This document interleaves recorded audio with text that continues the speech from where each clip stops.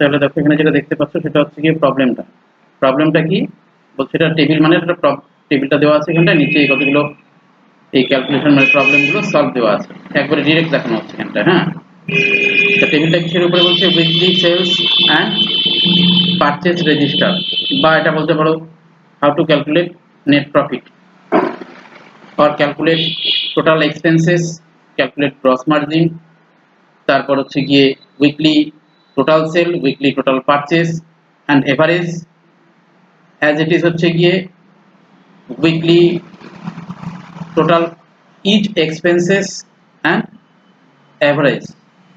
ঠিক আছে, তো এবার আমাদের যে টেবিলটা প্রথমে কি করতে হবে, দেখে দেখে এখানটা পরপর টাইপ করতে হবে। তাহলে কি আছে, প্রথমে ডেজ, মানডে টু স্যাটারডে। ঠিক আছে, তাহলে কদিন হলো, 1 2 3 4 5 6, 6 ডেজ। ঠিক আছে, কোনো একটা সংস্থা বা কোনো একটা মনে করো গ্রসারি শপে এই 6 দিনের কত টাকা সেল হলো। ঠিক আছে, এবং 6 দিনে উনি কি কি পারচেজ করলো কত টাকায় সেটা।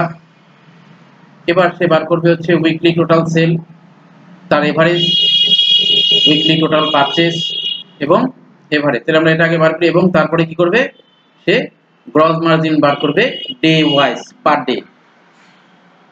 তাহলে সপ্তাহে তার টোটাল কি হচ্ছে, সেল। তাহলে এখানে কি করবে, equal sum first bracket Monday to একেবারে স্যাটারডে সিলেক্ট করে এন্টার প্রেস করবে, হয়ে গেল। একইভাবে equal sum first bracket first purchase Monday এবং সিলেক্ট করে হচ্ছে গিয়ে লাস্ট পারচেজ স্যাটারডে সিলেক্ট করব, দ্যাট মিন্স হচ্ছে C4:H4 ব্র্যাকেট ক্লোজ করে এন্টার প্রেস করব। একইভাবে এভারেজ কি করে বার করব, ইকুয়াল টোটাল সেল ডিভাইডেড কদে 6 ডে, হয়ে গেল। আবার equal total purchase divided 6 days, তাহলে আমাদের এভারেজ পেয়ে গেলাম। এবার কি করব, gross margin, how to calculate gross margin. তাহলে গ্রস মার্জিন এখানে সব লিখে দেওয়া আছে, দেখবে যে গ্রস মার্জিন কি করে ক্যালকুলেট করা হয়। গ্রস মার্জিন হচ্ছে গিয়ে সেল মাইনাস কি পারচেজ, তাহলে ইকুয়াল সেল হচ্ছে 24,500 মাইনাস হচ্ছে গিয়ে আমাদের পারচেজ হচ্ছে 12,000, এন্টার প্রেস করলাম।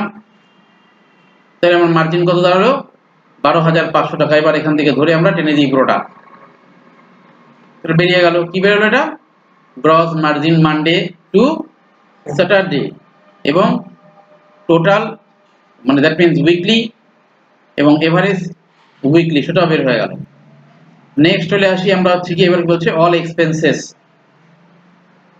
এক্সপেন্সেস মানে হচ্ছে খরচাগুলো, কতগুলো খরচা আছে এখানটায়, শপ রেন্ট আছে, trade licence, electric bill, telephone bill, travelling expenses, labour and wages, others expenses এবং টোটাল এক্সপেন্সেস কত সেটা বার করতে বলছে আমাদের এবার এখানটায়। টোটাল এক্সপেন্সেস বার করি ডে ওয়াইজ প্রথমে, তাহলে হচ্ছে গিয়ে ইকুয়াল সাম ফার্স্ট ব্র্যাকেট সমস্ত এক্সপেন্সেস গুলোকে সিলেক্ট করলাম, ব্র্যাকেট ক্লোজ করে কি করলাম, এন্টার প্রেস, হয়ে গেল। আমরা এখান থেকে এবার কি করে এই পর্যন্ত টেনে দিলাম। এবার চলে যাচ্ছি আমরা হচ্ছে গিয়ে শপ রেন্ট উইকলি কত, ট্রেড লাইসেন্স এটা পার ডে, তাহলে উইকলি কত, তাহলে ইকুয়াল সাম একইভাবে ফার্স্ট ব্র্যাকেট উইকলি এক্সপেন্সেস কি শপ রেন্ট সিলেক্ট করলাম, মানডে টু কোন পর্যন্ত, স্যাটারডে, ব্র্যাকেট ক্লোজ করে এন্টার। এবার আমরা কি করতে পারি, এটাকে টেনে দিতে পারি, এই পর্যন্ত টেনে দিলাম। একইভাবে আমরা total expenses equal sum first bracket একইভাবে মানডে টু স্যাটারডে, বাস ওকে, হয়ে গেল।